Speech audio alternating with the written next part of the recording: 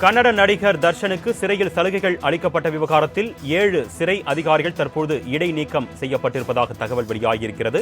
பரப்பன அக்ரஹாரா சிறையில் நடிகர் தர்ஷனுக்கு சலுகைகள் அளிக்கப்பட்டதாக புகைப்படங்கள் ஏற்கனவே வெளியான நிலையில் தற்பொழுது இது சம்பந்தமான அதிகாரிகள் 7 பேர் சஸ்பெண்ட் செய்யப்பட்டிருப்பதாக தகவல் வெளியாகியிருக்கிறது. அண்மை செய்தியாக பார்த்துக் கொண்டிருக்கிறோம்.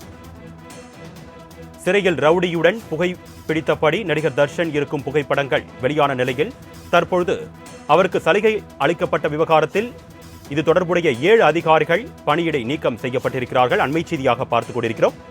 இது குறித்த கூடுதல் விவரங்களை செய்தியாளர் வாசு வழங்க நாம் கேட்கலாம். வணக்கம் வாசு, இந்த நடவடிக்கை தொடர்பான கூடுதல் விவரங்கள். வணக்கம் அருணேஷ்.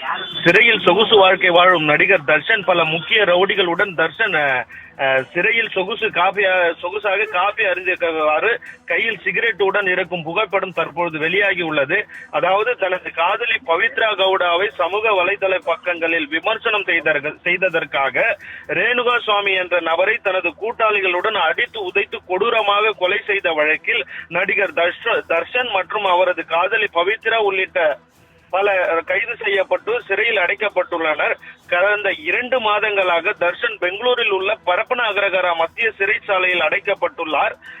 சிறையில் தர்ஷன் முக்கிய ரவுடிகளுடன் சொகுசாக அமர்ந்து கையில் சிகரெட்டுடன் காபி டம்ளரையும் வைத்திருக்கும் புகைப்படம் ஒன்று சிறையில் இருந்தவாறு வெளியே உள்ள ரவுடிகளுடன் வீடியோ காலில் அவர் பேசும் வீடியோவும் வெளியாகி பரபரப்பை ஏற்படுத்தியுள்ளது. இந்த புகைப்பட வீடியோ எப்போது எடுக்கப்பட்டது என்பதற்கான எவ்வித ஆதாரமும் இல்லை.